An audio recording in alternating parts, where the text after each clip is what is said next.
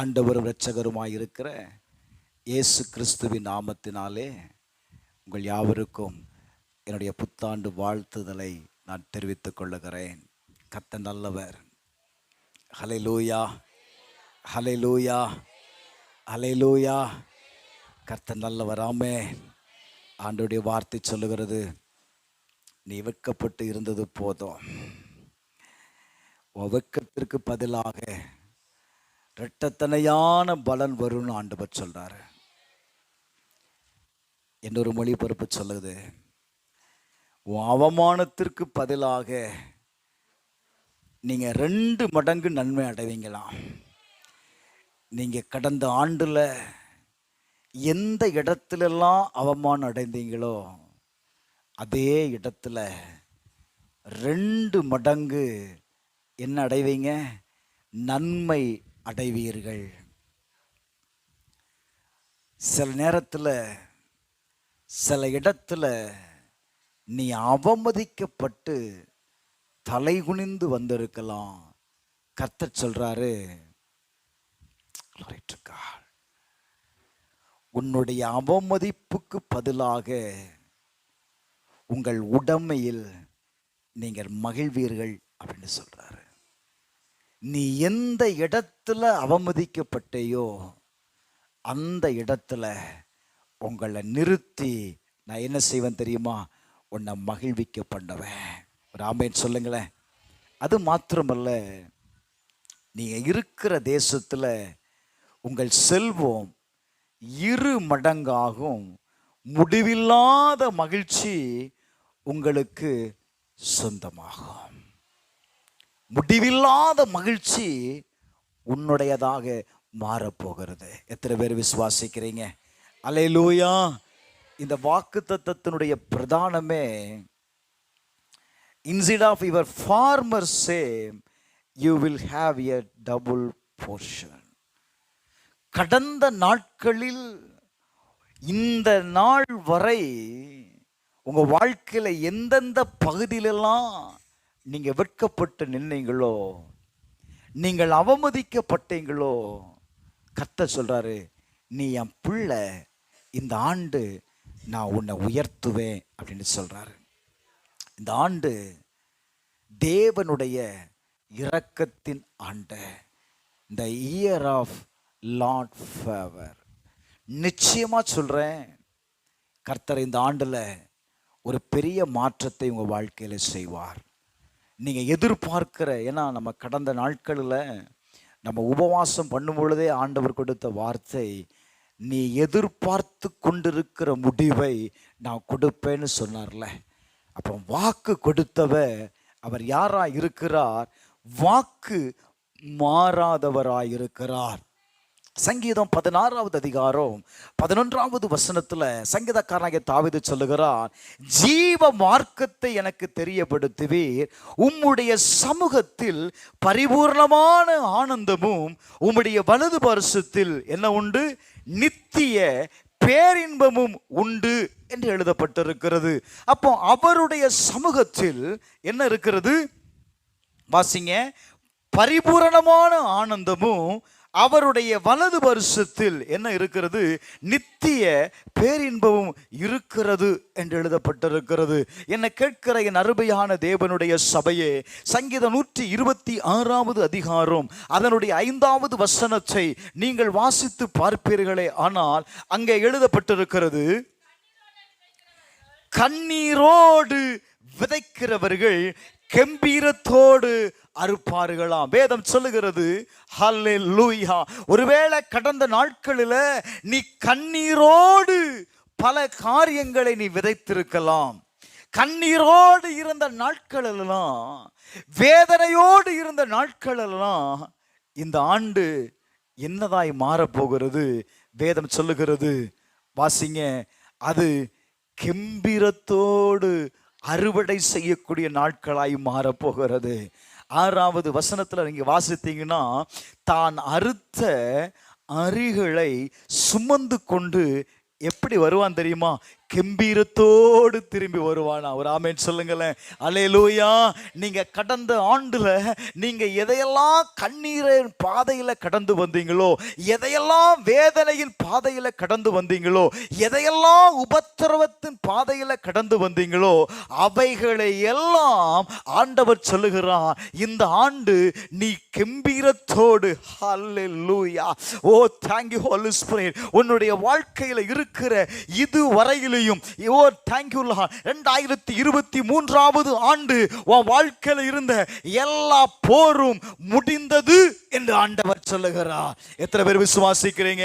ஏசாயா எழுதின தீர்க்கதரிசன புத்தகம் 40வது அதிகாரம் 2வது வசனத்தில் ஆண்டவர் சொல்லுகிறார், எருசலேமுடன் பட்சமாய் பேசி, எருசலேமுடன் பட்சமாய் பேசி அதின் போர் முடிந்தது. அல்லேலூயா, அல்லேலூயா. ஆண்டவர் உன்னோடு பட்சமாய் பேசுகிறார் பிரதர், சிஸ்டர். ஆண்டவர் இந்த ஆண்டு உன்னோடு கூட பட்சமாய் பேசுகிற வார்த்தை என்னன்னு சொன்னா, உன் வாழ்க்கையில இருந்த போர் முடிந்ததுன்னு சொல்றார். உன் வாழ்க்கையில இருந்த போர் என்ன செய்திருச்சு? முடிந்தது. அப்படின்னா எல்லாமே முடிந்துச்சு. போராடின போராட்டம் எல்லாமே முடிந்திருக்கிறது. இந்த 2024 ஆண்டுல கர்த்தர் உன் வாழ்க்கையில் இருக்கிற எல்லா சிறையிருப்பையும் மாற்றி ஒரு மகிமையான ஒரு மகிழ்ச்சியான வாழ்க்கையை நீ வாழும்படி கர்த்தர் விரும்புகிறார். யோபு பக்தனுடைய வாழ்க்கையில கர்த்தர் அவனுடைய சிறையிருப்பை மாற்றினார். அவனுடைய சிறையிருப்பு மாற்றப்பட்ட பொழுது யோபுக்கு முன் இருந்த எல்லாவற்றையும் பார்க்கலும் இரட்டத்தனையான பலன் வந்தது. நான் இன்னைக்கு சொல்றேன், கர்த்தர் உங்க வாழ்க்கையில் இருக்கிற எல்லா சிறையிருப்பையும் மாற்றிருக்கிறார். இரட்டிப்பான பலனை நீங்க பார்க்க போகிறீங்க. விசுவாசிக்கிறவர்கள் கரங்களை தட்டி கர்த்தரை மகிமைப்படுத்தலாம். ஹல்லேலூயா. ஒரு இரட்டிப்பான பலனை, இரட்டிப்பான பலனை. யோபு எந்த இடத்துல வெட்கப்பட்டு நின்றானோ, தன்னுடைய மனைவிக்கு முன்பாக வெட்கப்பட்டு நின்றான், நண்பர்களுக்கு முன்பாக வெட்கப்பட்டு நின்றான், பார்க்கிற எல்லாருடைய வார்த்தையினாலும் அவமானம் அடைந்து ஒரு சாதாரண மனிதனாய், ஒரு எலும்பும் தோலும் உடையவனாய் நடு தெருவில் வந்து உட்கார்ந்து கொண்டிருக்கிறான். பெரிய ஐஸ்வர்யவான். எவ்வளவு பெரிய அவமானம். வேதம் சொல்லுகிறது, கிழக்கத்திய புத்திரர்களிலே அவன் யாரா இருந்தானா? ஒரு செல்வ சீமோனாய் வாழ்ந்தவன், செல்வ செழிப்போடு வாழ்ந்தவன். அவன் ரோட்ல வந்து இருக்கும்போது பார்க்கிறவன் என்ன சொல்லிருப்பான்? கொஞ்சம் யோசித்து பாருங்க, என்ன சொல்லிருப்பான்? இவனுக்கா இந்த நிலைமை? அவன் ஒண்ணுமே செய்திருக்க மாட்டான். இவன் எதையாவது என்ன செய்திருப்பான்? தப்பு பண்ணிருப்பான். பேசுனாங்க இல்ல?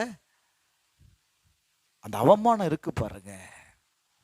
எல்லாவற்றையும் இழந்து நிற்கும் போது மற்றவர்களால பேசுகிற வார்த்தையினால வருகிற அந்த பெயின் இருக்கு பாருங்க, அது நம்மளை உயிரோடு கொல்லுகிறது போல இருக்கும். It's a painful life. கர்த்தர் சொல்றாரு, உன் போர் முடிந்தது, உன் போர் முடிந்தது. உன்னுடைய ஆண்டவர் உன் பட்சமாய் சொல்ற வார்த்தை அப்படிதான் சொல்லுது. உன்னை பார்த்துதான் ஆண்டவர் சொல்றாரு, உங்க ஒவ்வொருவரையும் பார்த்து சொல்லுகிறாரு, உன்னுடைய போர் முடிந்தது. எல்லாருடைய கண்களுக்கு முன்பாக அவன் ஒரே ஒரு வார்த்தை சொன்னான். எல்லாரும் பேசி முடிந்ததுக்கு பிற்பாடுதான் யோபு மறு உத்தரவு சொல்றதை பார்க்க முடியும். அவங்க பேசுகிறதெல்லாம் கேட்டாங்க. கேட்டு முடித்த பிறப்புதான் அவன் மறு உத்தரவு சொன்னான். மற்றவங்க பேசும்போது அவன் எந்த வார்த்தையும் சொல்லல, இடையில பேசல. அவன் உத்தமத்தில் என்ன செய்தான் தெரியுமா? பொறுமையாயிருந்தான். யோபுடைய வாழ்க்கையில அந்த ஆசீர்வாதத்தை பெற்றுக்கொள்வதற்கு ஒரு பெரிய காரியம் என்ன தெரியுமா? அவனுடைய வாழ்க்கையில கடந்து வந்த உபத்திரவத்துல அவன் பொறுமையாயிருந்தான். கர்த்தர் அவனுடைய பொறுமையை கண்டு என்ன செய்தார் தெரியுமா?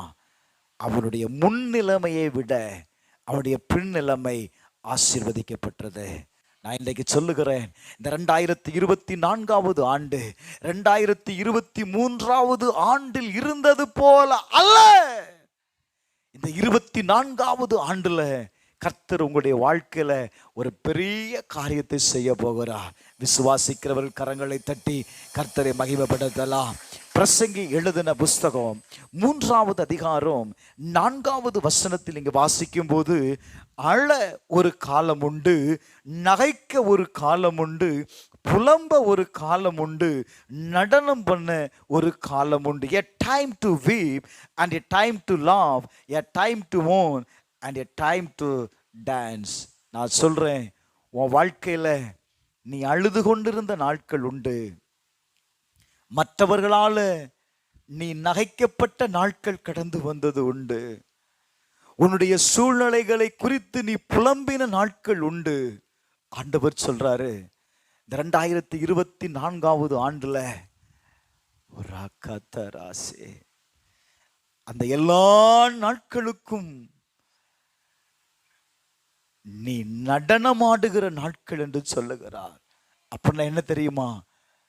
ஒரு மனிதனுக்கு சாதாரணமா டான்ஸ் வராது. அவன் மகிழ்ச்சியா இருந்தா மட்டும்தான் அவனை அறியாமலேயே அவன் என்ன செய்வான் தெரியுமா? அவனுடைய உணர்வுகள் துதிக்க ஆரம்பிக்கும். நான் சொல்லுகிறேன், இந்த ஆண்டு கடந்த நாட்களில் நீங்க எந்த பகுதியில் இருந்தீங்கன்னு எனக்கு தெரியல, எந்த பகுதியில் கடந்து வந்தீங்கன்னு எனக்கு தெரியல. பட் எனக்கு ஒரே ஒரு காரியம் தெரியும், இந்த 2024 ஆண்டு உன்னை மகிழ்ச்சியாய் வைக்கிற ஆண்டு. ஒரு ஆமென் சொல்லுங்களேன். அல்லேலூயா, அல்லேலூயா. கர்த்தர் தீர்க்கமாய் சொல்லுகிறார். ஏசாயா எழுதின தீர்க்கதரிசன புஸ்தகம் 14வது அதிகாரம் அதனுடைய 3வது வசனத்தை நீங்கள் வாசித்து பார்ப்பீர்களே ஆனால் அங்கே எழுதப்பட்டிருக்கிறது, கர்த்தர் உன் துக்கத்தையும் உன் தத்தளிப்பையும் நீ அடிமையாக்கப்பட்டிருந்த கடினமான அடிமைத்தனத்தையும் நீக்கி உன்னை இளைப்பாற பண்ணுகிற காலம். ஒரு ஆமென் சொல்லுங்களேன். அல்லேலூயா.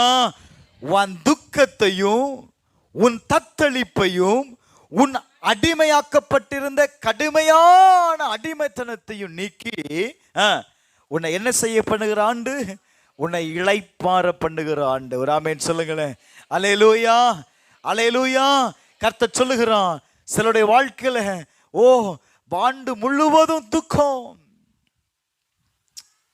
ஏதோ ஒரு பெயின் உன்னை அடிமையாக்கி வைத்திருந்தது, ஏதோ ஒரு நுகம் உன்னை முன்பாக கடந்து செல்ல முடியாதபடி ஒரு கட்டப்பட்ட நிலையில் இருந்த உன்னை பார்த்து ஆண்டவர் சொல்லுகிறார், இந்த ஆண்டு உனக்கு இளைப்பாறுகிற காலம்.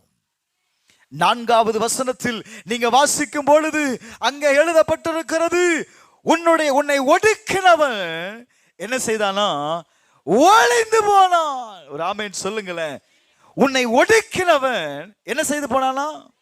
ஒளிந்து போனான். உன்னை ஒடுக்கி இதுதான் உன் வாழ்க்கை, இதோடு உன் வாழ்க்கை முடிந்ததுன்னு சொன்னால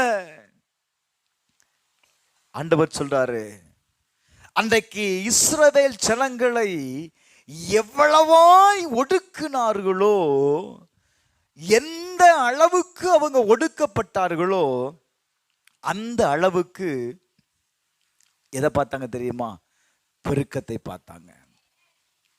கடந்த நாட்களில் நீங்க எந்த அளவுக்கு ஒடுக்கப்பட்டீங்களோ, இந்த ஆண்டு வேதம் சொல்லுகிறது, கர்த்தர் உங்களை பார்த்து சொல்லுகிறார், உனக்கு ஒரு பெரிய பெருக்கம் உண்டாக போகிறது. 5வது வசனத்தில் வாசிக்கும் போது, கர்த்தர் துஷ்டரின் தண்டாயுதத்தையும் அரசாண்டவர்களின் செங்கோலையும் அவர் முறித்து போட்டார். அல்லேலூயா. சில வல்லமைகள், சில துஷ்டனுடைய தண்டாயுதம், ஓ glory to God, ஓ வாழ்க்கையில ஓ உன்னை மேற்கொள்ள முடியாதபடி ஓ சில வல்லமைகள் இருந்தில்ல, ஆண்டவர் சொல்லுகிறார் அல்லேலூயா, அவனுடைய எல்லா தண்டாயுதத்தையும் உன் மேல அரசாண்டு எல்லா செங்கோலையும் கர்த்தர் என்ன செய்கிறார், அவர் முறித்து போட்டார். நான் 3 காரியத்தை சொல்லியிருக்கிறேன். செய்வேன்னு சொல்லல, ஆண்டவர் என்ன சொன்னார் தெரியுமா, நான் எல்லாத்தையும் நீக்கிட்டார். வாழ்க்கையில் எதெல்லாம் அடிமைத்தனமா இருந்துச்சோ, நுகமா இருந்துச்சோ, எதெல்லாம் வேதனையா இருந்துச்சோ, அதெல்லாம் ஆண்டவர் என்ன செஞ்சாரு, நீக்கி போடுவேன்னு சொல்லல, நீக்கிட்டார். 2வது, உன்னை ஒடுக்கினவன் ஒளிந்து போனா. எல்லாம் கரங்களை தட்டி கர்த்தரை மகிமைப்படுத்தலாமே. 3வது, துஷ்டனுடைய தண்டாயுதத்தையும் அரசாண்டவரின் செங்கோலையும் கர்த்தர் என்ன செய்தார் தெரியுமா, முறித்து போட்டார். கரங்களை தட்டி ஹல்லேலூயா, ஹல்லேலூயா. அதனால ஆண்டவர் சொல்றாரு, ஏசாயா 54வது அதிகாரம் 4வது வசனத்துல வாசிங்க, பயப்படாதே, நீ வெட்கப்படுவதில்லை. ஒரு ஆமென் சொல்லுங்களேன். நீ பயப்படாத. காரணம் என்ன, 2023 என் வாழ்க்கை முழுவதும் பயம். ஏன்னா என் வாழ்க்கையில கடந்து வந்த ஒடுக்கம் எனக்கு எதை கொடுத்தது, பயத்தை கொடுத்தது. அடுத்த காரியத்தை யோசிக்க முடியல, அவ்வளவு ஒடுக்கம். கர்த்தர் சொல்றாரு, நீ பயப்படாத, நீ என்ன செய்வதில்லை, வெட்கப்பட்டு போவதில்லை. மறுபடியும் சொல்றேன், உங்க வாழ்க்கையில எந்தெந்த பகுதிகளெல்லாம் நீங்க தோல்வி அடைந்தீங்களோ, சத்துருவினால இருந்த எல்லா போராட்டங்களும் முடிந்திருக்கிறது பிரதர், சிஸ்டர், முடிந்திருக்கிறது. கர்த்தர் சொல்லுகிறார், உங்க வாழ்க்கையில எல்லாம் முடிந்தது, ஒன்று ஆரம்பமாகுது. என்ன தெரியுமா, நித்திய மகிழ்ச்சி அவர்களுக்கு உண்டாகுமா? எத்தனை பேர் விசுவாசிக்கிறீங்க? கர்த்தர் உங்களுக்கு நித்திய மகிழ்ச்சியை தரப்போகிறார். ஓ, ஒரு நித்திய மகிழ்ச்சி உன்னுடைய வாழ்க்கையில கடந்து வர போகிறது. எசையா எழுதின தீர்க்கதரிசன புத்தகம் 35வது அதிகாரம் 10வது வசனத்தில் வாசிக்கும் பொழுது, நித்திய மகிழ்ச்சி அவர்கள் தலையின் மேல் இருக்கும், சந்தோஷமும் மகிழ்ச்சியும் அடைவார்கள், சஞ்சலமும் தவிப்பும் ஓடி போகும். அல்லேலூயா. நித்திய மகிழ்ச்சி எங்க இருக்கும், உங்க தலையின் மேல இருக்கும். நீ எதெல்லாம் என் தலையெழுத்துன்னு சொன்னையோ, உன் தலையெழுத்தை கர்த்தர் மாற்றுகிறார். இந்த தலையெழுத்தை குறித்து நம்ம எப்போ பேசுறோம் தெரியுமா, சிறையிருப்பு என்கிற வார்த்தைக்கு சரியான இங்கிலீஷ்ல கேப்டிவிட்டி அப்படிங்கிற வார்த்தை பயன்படுத்தப்பட்டிருக்கிறது. ஆனா அதுல ஒரு அர்த்தம், என் தலை எழுத்து. நம்ம சொல்றோம்ல, சில காரியங்கள் நமக்கு சிறையா இருக்கும் பொழுது, என் தலையெழுத்து நான் வாழ்ந்துதான் ஆகணும், என் தலையெழுத்து இப்படியெல்லாம் என் வாழ்க்கையில என்ன செய்யுது, நடக்குதுன்னு சொன்னீங்கல்ல, இது எப்ப சொல்லுவீங்க? மகிழ்ச்சியா இருக்கும்போது சொல்லுவீங்களா? இல்ல. எப்ப சொல்லுவீங்க?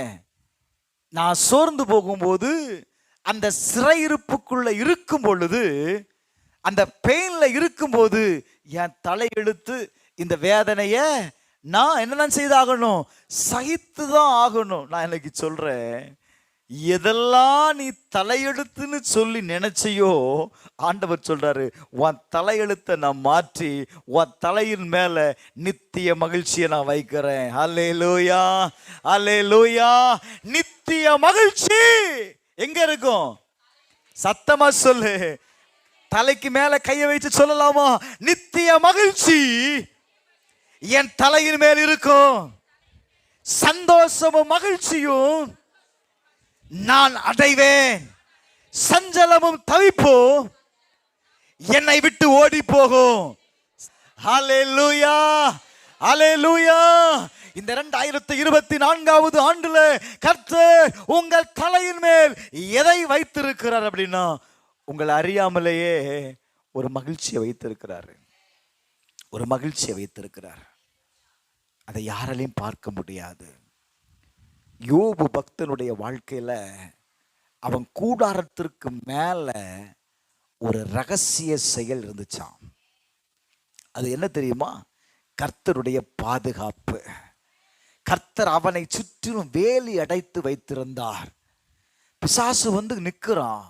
ஆண்டவர் கேட்கிறார், எங்க இருந்து வார? என் தாசனாய யோபின் மேல் நீ கவனம் வைத்தாயோ? நான் எப்படி அவன்கிட்ட போறது? நான் அவனை நெருங்கவே முடியாது. காரணம், நீர் அவனை சுற்றிலும் என்ன செய்திருக்கிறீர்? சத்தமா சொல்லுங்க, வேலி அடைத்திருக்கிறீர். யாராவது பார்க்க முடிஞ்சா? யோபு சுற்றிலும் வேலி அடைக்கிறது யாராவது பார்க்க முடிஞ்சா? இல்ல. நான் சொல்றேன், ஒரு நித்திய மகிழ்ச்சியை கர்த்தர் உன் தலையின் மேல் வைத்திருக்கிறார். இனி உன் வாழ்க்கையில என்ன வராது? சஞ்சலமும் தவிப்பிற்கும் இடமே இருக்காது. ஒன்று மட்டும் எனக்கு தெரியும், சந்தோஷமும் மகிழ்ச்சியும் உங்க வாழ்க்கையில நிறைவாயிருக்கும்.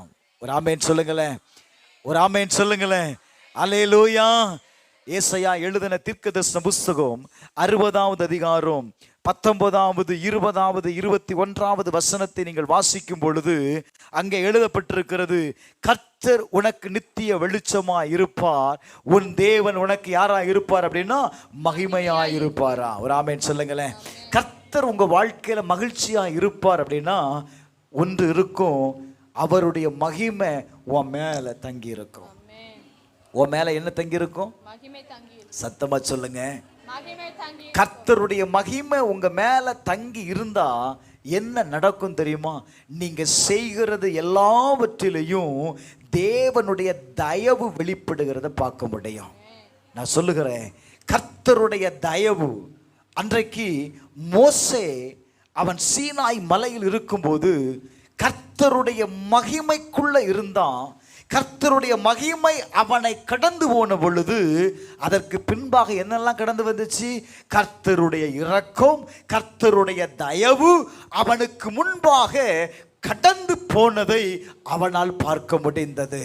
என்னை கேட்கிற என் அருமையான தேவனுடைய செல்லமே, இந்த ஆண்டு கர்த்தருடைய தயவுள்ள கரம் உங்க மேல இருக்கும் பொழுது, கர்த்தருடைய கிருபை உங்க மேல இருக்கும் பொழுது, நீங்க போகிறதற்கு முன்பாகவே கர்த்தர் என்னுடைய இரக்கம் உங்க முன்னாடி போகும். கர்த்தருடைய இரக்கம் உங்களுக்கு முன்னாக போகும். உங்க வாழ்க்கையில என்னென்ன காரியங்கள் எல்லாம் நீங்க செய்ய வேண்டும் என்று சொல்லி எதிர்பார்க்கிறீங்களோ அவைகள் அத்தனையும், ஓ thank you Holy Spirit, உங்களுக்கு முன்பாக அவைகள் கடந்து செல்லும். அதுதான் கர்த்தருடைய தயவு. இது எப்படி நடந்தது? மற்றவனுக்கு ஆச்சரியமா இருக்கலாம், நீ தைரியமா சொல்லலாம், கர்த்தருடைய கரம் என் மேல இருந்தது. அடுத்து சொல்லுது, கர்த்தர் உனக்கு நித்திய வெளிச்சமா இருந்தார்னா உன் வாழ்க்கையில துக்க நாட்கள் கடந்து வராது. உன் வாழ்க்கையில என்ன கடந்து வராது? உன் துக்கம். வாசிங்க 20வது வசனத்தை வாசிங்க.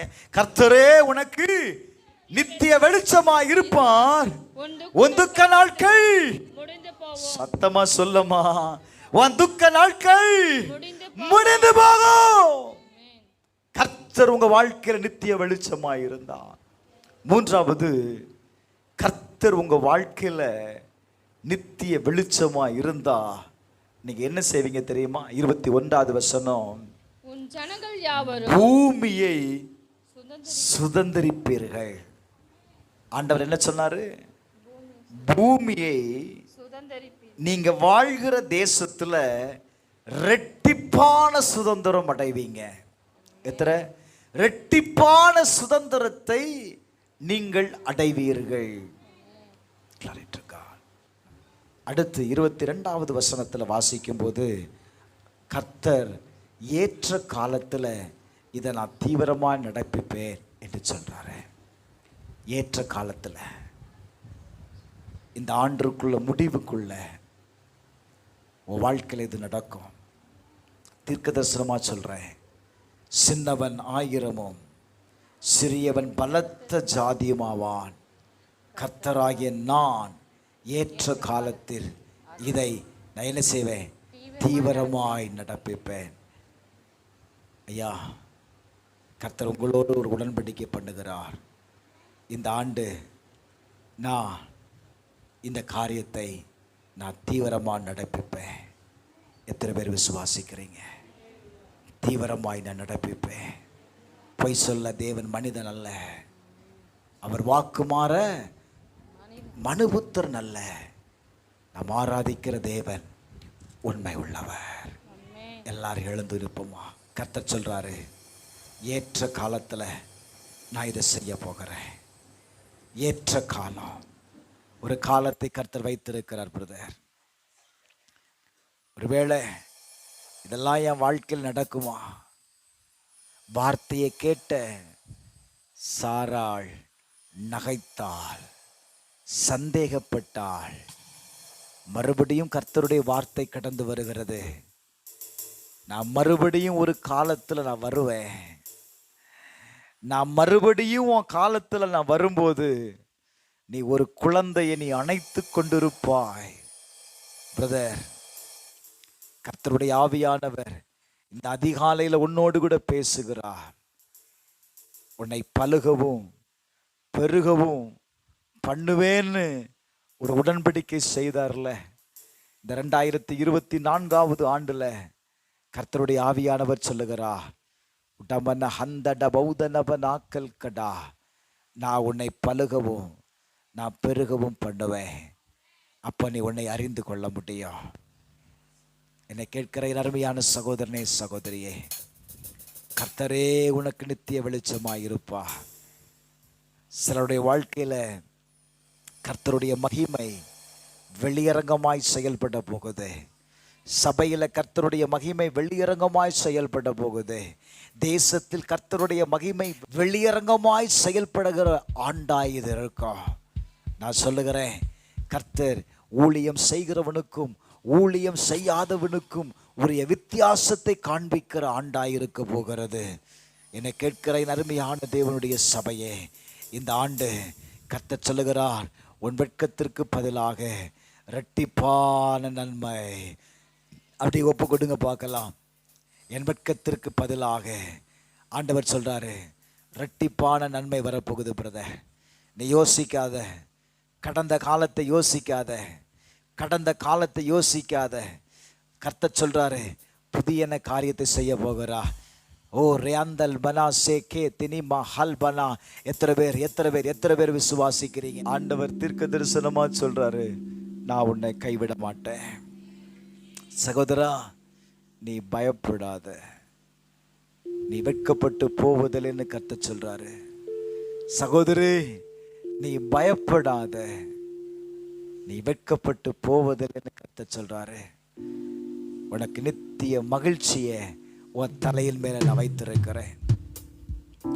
கேட்ட வசனத்திற்கு சாட்சியாய், வாக்கு தத்தத்திற்கு உண்மை உள்ளவர்களாய் தேவனுக்கு முன்பாக நிற்போமா? இந்த வார்த்தை பேசப்பட்டது யாருக்கோ அல்ல, எனக்காக கர்த்தர் பேசினார். என் குடும்பத்திற்காக பேசினார். என் சூழ்நிலைக்காக கர்த்தர் பேசினார். அப்படி துதிக்க ஆரம்பிக்கலாமா? அப்படி துதிக்க ஆரம்பிக்கலாமா? கர்த்தர் பேசினது உனக்காகத்தான். கர்த்தர் பேசினது உனக்காக தான் பிரதர். பிரதர், கர்த்தர் பேசினது உனக்காக. மகிமை வெளிப்பட போகுது பிரதர். மகிமை உனக்குள்ள இருந்து வெளிப்பட போகுது. அந்த மகிமை வெளிப்பட போகுது.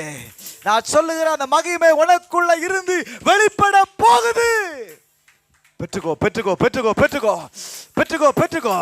அந்த மகிமையை நீ பார்க்க போகிற, அந்த மகிமையை நீ பார்க்க போகிற, உன் குடும்பத்தை நீ பார்க்க போகிற, உன் சபைகளை நீ பார்க்க போகிற, உன் பிள்ளைகளுக்குள்ள நீ பார்க்க போகிற. உன் தடைப்பட்ட காரியத்தை கர்த்தர் ஜெயமாக்க போகிறா. எல்லாரும் கரங்களை தட்டி கர்த்தரை மகிமைப்படுத்துவோம். சத்தமா, சத்தமா. கர்த்தர் பேசின ஒவ்வொரு காரியத்திற்காக, கர்த்தர் பேசினவற்றுக்காக, கர்த்தர் எதை பேசினாரோ அதை நிறைவேற்றி கொடுப்பேன்னு சொல்றாரு. அவர் பேசினது கட்டாயம் நடக்கும். அவரால் சொல்லப்பட்டவை நிறைவேறும். அவரால் சொல்லப்பட்டவை நிறைவேறும். நிறைவேறுகிற நாட்களுக்குள்ளாய் கர்த்தர் உன்னை கொண்டு வந்திருக்கிறார். ஒப்பு கொடுப்போமா? எங்கள் அன்பின் பரலோக பிதாவே, இது நல்ல ஆசீர்வதிக்கப்பட்ட வேலைக்காக நன்றி அப்பா. நீர் கொடுத்த வார்த்தைக்காய் நன்றி. எங்களோடு பேசினீர், அதற்காய் நன்றி.